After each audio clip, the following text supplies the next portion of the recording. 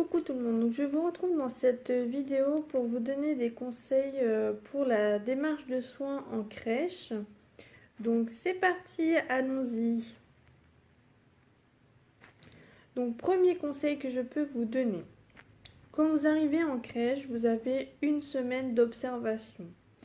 Pendant cette semaine d'observation, le conseil que je peux vous donner, c'est de vous renseigner sur le fonctionnement de la structure où vous êtes accueilli. Donc vous pouvez observer, vous pouvez demander des précisions à la directrice, à votre tutrice. Il faut surtout aussi se renseigner donc, sur le projet pédagogique de la crèche. Parce que des fois les projets sont comment dire, sont très longs, il y a beaucoup de développement alors que vous justement vous devez en prendre un minimum. Donc prenez cette semaine-là pour avoir accès à ce document et prendre les informations essentielles. Et cette première semaine d'observation aussi va vous servir à observer les enfants que vous allez avoir tout le long de votre stage. Donc moi en fait pendant ma première semaine d'observation, j'observe les enfants, je me dis tiens, celui-ci il a tel âge, il a tel caractère avec qui je pourrais le plus m'entendre, lequel vient plus vers moi. Donc voilà. Et aussi je prépare directement la présentation de la structure.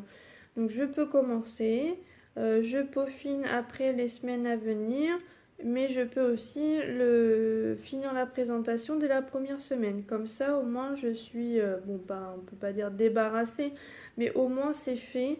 Et après, je peux me concentrer sur les enfants. Voilà. Deuxième conseil.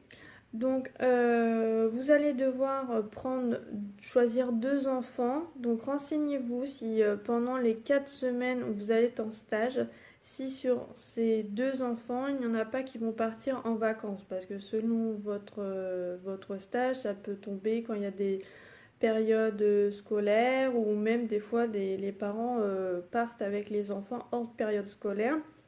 Donc renseignez-vous là-dessus parce que si vous prenez par exemple Jules et puis Léo, donc Léo, bah, on vous dit ah bah la troisième semaine il va partir en vacances, donc du coup vous ne comptez pas sur Léo, vous avez Jules mais pile ce jour-là Jules tombe malade.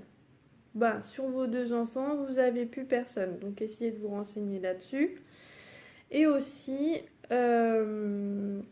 pour avoir les informations sur les enfants, vous pouvez demander aux parents et vous pouvez demander avant les parents les professionnels parce qu'elles ont des données bien sûr sur les enfants qui sont dans leur crèche. Par exemple, les vaccins, est-ce qu'ils ont été vaccinés, ils savent quelle personne a le droit de venir les chercher. Voilà, donc renseignez-vous avant les parents, renseignez-vous auprès de votre tutrice qui vous encadre ou auprès de la responsable.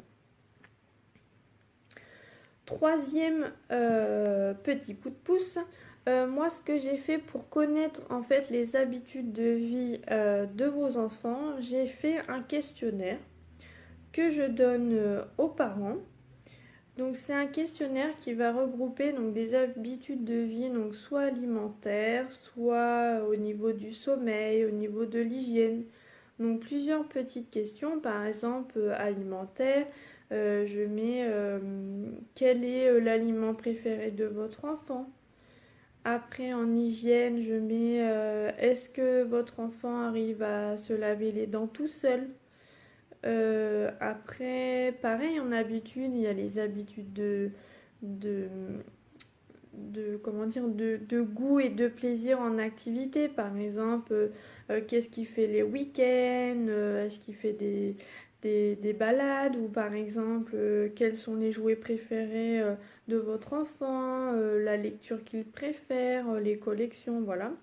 Donc ça, c'est un petit plus qui fait que vous allez bien pouvoir remplir en fait vos habitudes de vie Parce que les habitudes de vie, il faut comprendre qu'il y a les habitudes de vie à la crèche, mais il y a aussi les habitudes de vie à la maison. Ça, en fait, il ne faut pas oublier, on a tendance à souvent mettre les habitudes de vie de la crèche et pas ce qui se passe à la maison, alors que c'est important parce que ça constitue l'enfant. Donc voilà.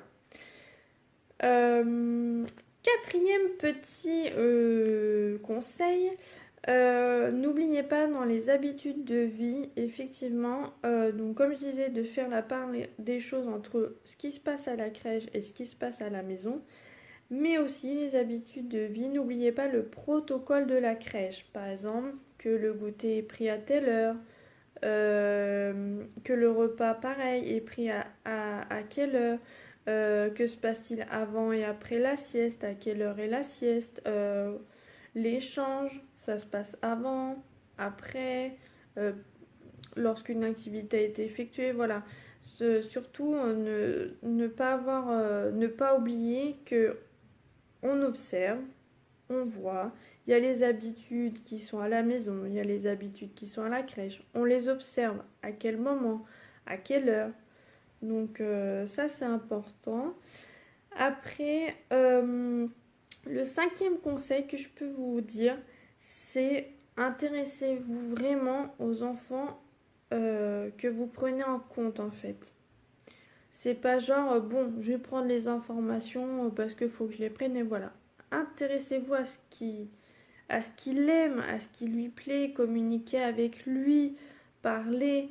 Bon, s'il n'a pas envie au début, c'est normal. Il lui-même va vous observer, va apprendre à vous connaître. Donc voilà, c'est tout à fait normal.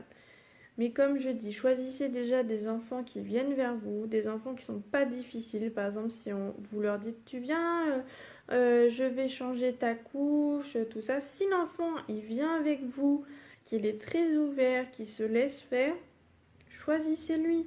Ne prenez pas un qui va vous dire non, j'ai pas envie.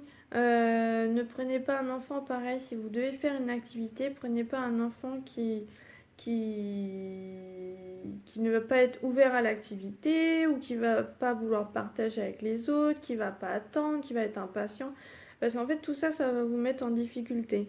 Donc, prenez vraiment le temps de voir les enfants qui vont être ouverts avec vous, qui vont venir vers vous, qui peuvent aussi beaucoup parler. Moi, par exemple, j'avais un garçon qui était donc celui-là que j'ai présenté. Il posait beaucoup de questions, mais répondait à ces questions, même bon, si ça peut être des questions bêtes, ou si par exemple, il me demandait, bah tiens, pourquoi tel camarade il pleure? Bah je lui expliquais, je lui disais, bah il pleure soit parce il est triste car il n'a pas eu ce jouet, il pleure parce que bah il vient de se faire disputer parce qu'il a fait une bêtise.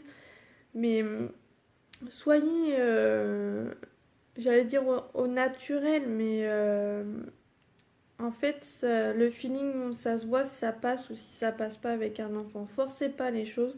Ne vous dites pas, bon, je vais prendre lui parce qu'il faut que je prenne lui. Non. Après, bon, moi, j'ai toujours eu la chance en stage de choisir les enfants que je voulais présenter, en fait. Euh, mais en fait, j'en parle avant à mes tutrices. Je dis par exemple, bah tiens, voilà, j'ai observé cette semaine, j'ai pensé à tel et tel enfant, qu'est-ce que vous en pensez? Elle va vous donner leur avis. Bon, normalement, ils sont censés aller dans votre sens, ils vont pas vous mettre des bâtons dans les roues. Donc, écoutez aussi ce qu'on vous dit. Si la tutrice va vous dire, ah bah non, prends pas plutôt cet enfant-là parce qu'il est difficile et tout, vous vous dites, bon bah d'accord, je vais en choisir un autre, je vais continuer à observer. Vous savez, l'enfant, généralement, on peut le choisir à la, bon, on va dire deuxième semaine, à une semaine et demie, parce qu'après, il faut quand même prendre les informations auprès des parents et tout ça. Donc voilà. C'était mes petits conseils pour essayer de réussir au mieux votre démarche de soins. Si vous avez des questions, surtout n'hésitez pas à les poser en commentaire, j'y répondrai avec plaisir. Mettez des petits pouces bleus si vous avez aimé la vidéo, je vous promets rien, mais je vais essayer de faire des petits montages sympas pour que ça soit plus attractif. Voilà, je vous fais des gros bisous, salut!